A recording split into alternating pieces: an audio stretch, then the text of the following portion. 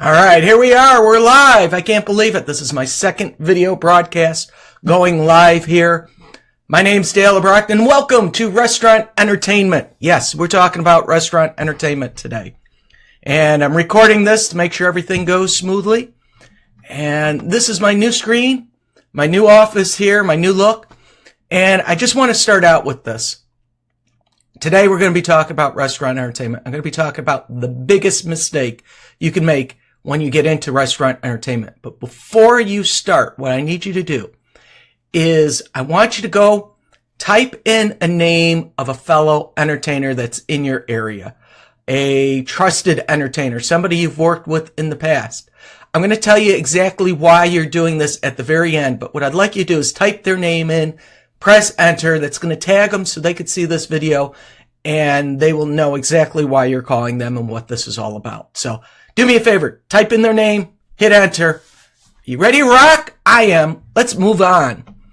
Let me actually jump on here. I get some new software that's kind of fun. And here we go. Look at this. Restaurant entertainment. I'm going to show you how to avoid the biggest mistakes in restaurant entertainment. That's what I'm going to be doing today. Here we go. Let's get started. Oh, come on, screen. Let's work here. This live stuff is fun. All right, let's make sure I got everything set up ready. Double check here. All right, selecting the restaurant. This is the first thing, the biggest mistake almost everybody makes here is selecting a restaurant. And I'm going to do something here at my end. I need to see something real quick here. Here we go. Selecting the restaurant. Let's do a little test here. When you start selecting a restaurant, the goal of selecting a restaurant, we start out, we look at our dates, or our days. We have Sunday through Saturday, or Sunday, Monday, Tuesday, Wednesday, Thursday, Friday. What we're going to do is choose a day of the week that you would like to entertain. So we're going to make this fun for everybody. What I'd like you to do is type in a day that you would consider entertaining. And I'll show you what I chose. So do me a favor, play along. Pick a day of the week that you think would be the best optimal time for you to entertain. Now I'll show you the date that I select, and it was really easy. All right. I started off, and we'll see along later when I check. I picked Monday. The reason I picked Monday, it was really simple. It was my slowest day of the week. If any money was made on Monday, it was like, woohoo, extra money. But reality is, second choices, Tuesday, Wednesday, Thursdays were my next slowest days. So if I'm going to make money, I want to make Monday through Thursday. Because Sundays were an option, but I noticed that when I started looking at Sundays, what was happening was I'd have a lot of birthday parties, a lot of baptisms, a lot of events, but they typically ended by late afternoon. So it did give me the option to work a Sunday, but majority of the time, Sundays felt a little odd. The days that I did not want to work were Fridays and Saturdays. These were my busiest days of the week. So when I looked at this list and said, what days of the week do I want to work? I just chose Monday because, hey, I'm sitting around doing nothing. But remember the math, and I wasn't able to show you this in the first slide. The math. We're looking to make approximately $10K on restaurant entertainment. That's with a simple base pay of $75 times 52 weeks, tips averaging $50, getting about 10 birthday parties, and 2 company events. Simple math. That's the reason why we're doing this. Now, the secret, and this is what a lot of people don't talk about, this is what the beginning entertainer just overlooks.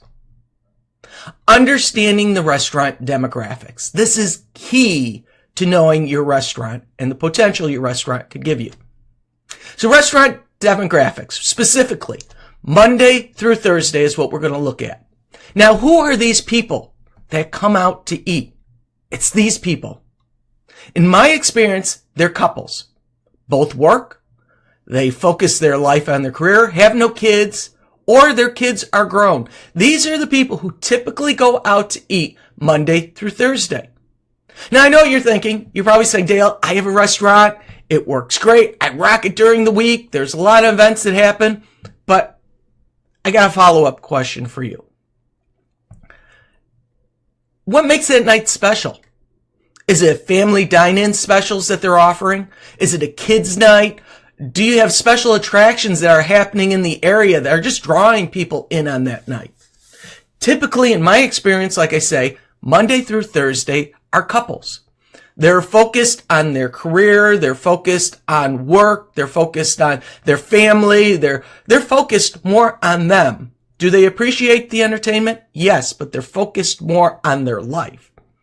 Now, if you're the person who said, and if you typed it in, they come there for me. I drive all the entertainment. And I'm going to tell you this point blank. There are some people out there who think they're pulling people off the street and that's why they're coming. If that is the truth, the God's honest truth, that people are coming in off the street to see you, triple your price. That's simple. Because if you are the main attraction, not the food, not the service, not the location, not the ambiance, but you are the main draw for that restaurant, then you better be tripling your price. Whatever your hourly rate is, triple it. Because you are putting literally thousands and thousands of dollars in that restaurant's pocket. In my experience, there are very few restaurants that will pay that price, that will admit that you are the main cause. In reality, you are not the main cause. People come for food, they come for ambiance, and they come for entertainment. It's the last thought in true reality. So that is the Monday through Thursday demographics. Now, what happens the rest of the week? This is what we have to pay attention to.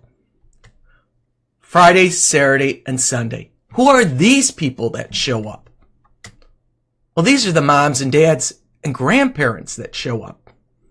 Now, let's take a moment here and actually think about the people who are showing up. Look at that screen. Look at the mom. Look at the dad. They have struggled all week working with their kids, doing homework, taking them to sport activities, dance classes, religious education. The spouse may be traveling Monday through Thursday. So the people that come out Friday, Saturday, and Sunday are families. Now, it's not to say that Friday through Sunday, we're not going to have couples having date nights. We're also going to have family gatherings. It's where we're going to have the birthday parties, the grandparents. We're going to have all the celebrations you could think of. This is what happens through Sunday, actually Friday through Sunday. These are the restaurant demographics, and that's what we need to pay attention to. So let's think about this. When is the busiest, most profitable, and probably the best times to generate leads? Really simple. Friday, Saturday, Sunday. Now think about that. I just said the best time that's going to be the busiest, the most profitable, and give you the best leads are Friday, Saturday, and Sunday. What was my mind thought when I first got into this? My mind thought was, I'm going to take Mondays. Why am I going to take Mondays? Least slowest day. In my experience, the least slowest day gave me the least leads, the least money. It was basically sitting around doing nothing. So when I look at these options going, Monday was a great day in my mind, but it didn't reach my goal. Tuesday through Thursday, great again, but usually slow. Fridays, Saturdays were your best. Sundays were even slower. So what is our goal? Why are we doing this? Why are we studying the demographics?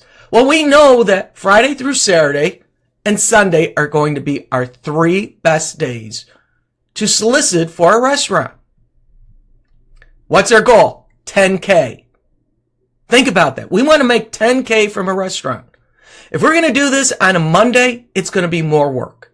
It's going to take a lot more hustling. The crowds are going to be smaller. The money will not be there. The leads will not be there. So we have to get past this beginner mindset that I'm going to work when I think is the best and actually look at the hard numbers. The hard demographics of restaurants is they make their Monday money Friday, Saturday, and Sunday. In a lot of cases, it's Friday and Saturday. check their specials. They're not running free pizza or 2 pizzas free, whatever their special is, on a Friday, Saturday night. In fact, my restaurants charge a premium for Friday and Saturday nights. Now, this is funny. The solution to the unasked question. Now, I know some of you have a question.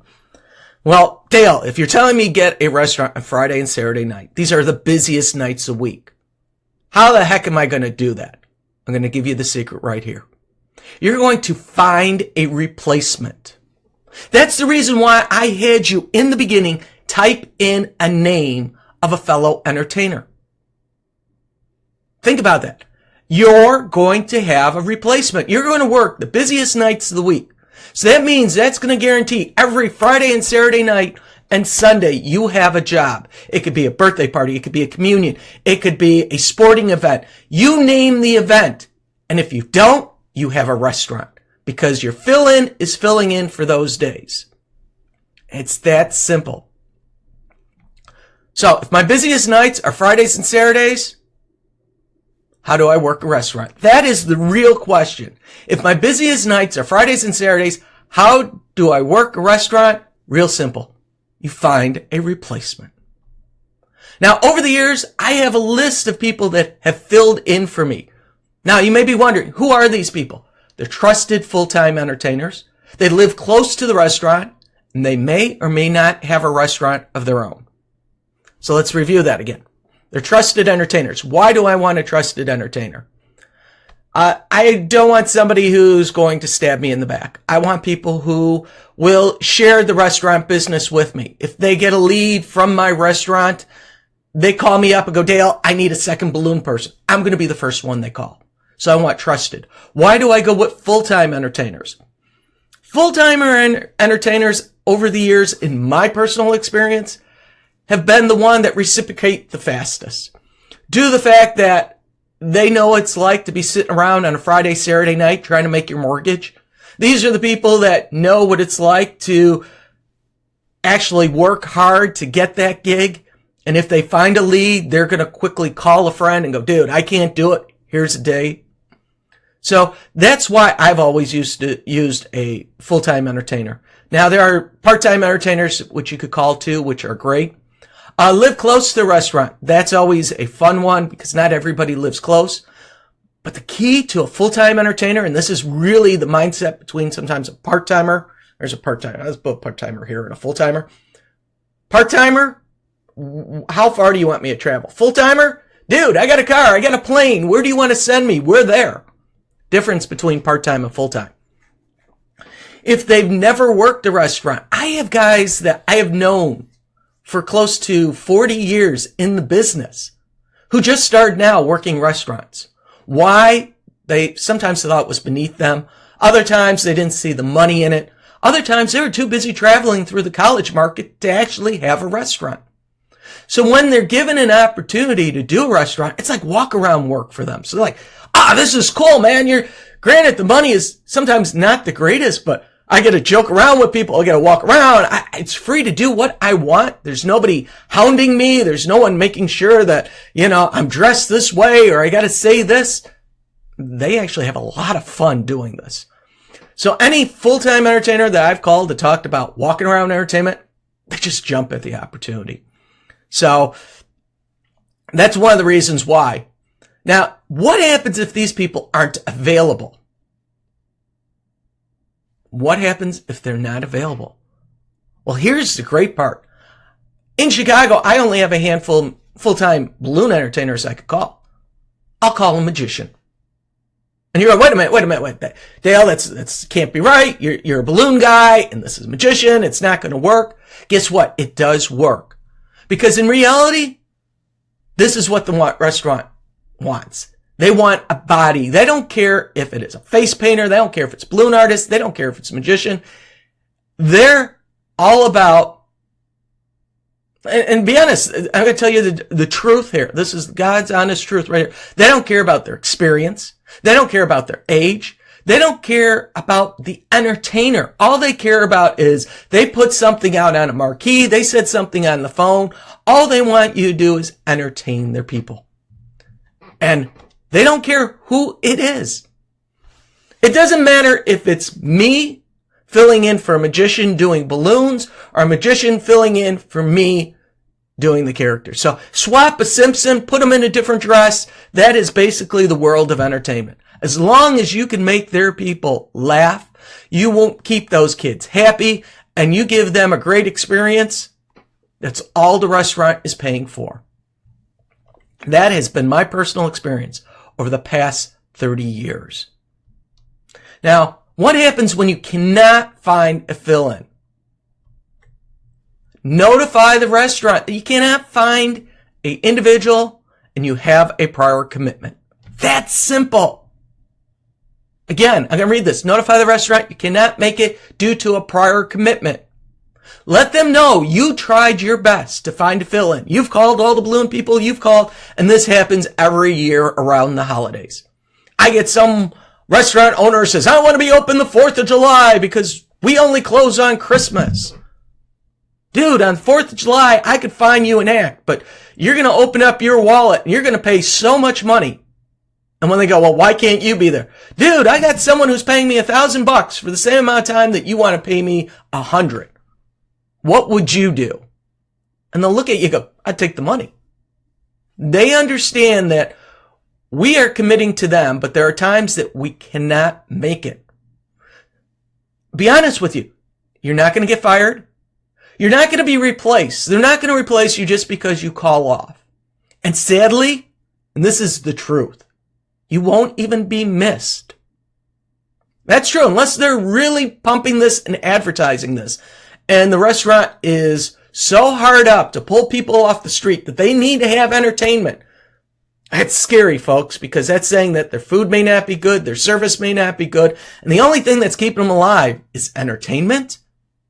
I mean, that's got to be some great entertainment. I'm a good entertainer, but I can't keep a business running and fill their booths and give them thousands of dollars a day just by me twisting a balloon. They have to do it on their end by advertising, by food, by service, by their specials. They got a lot of things that they do to make it successful.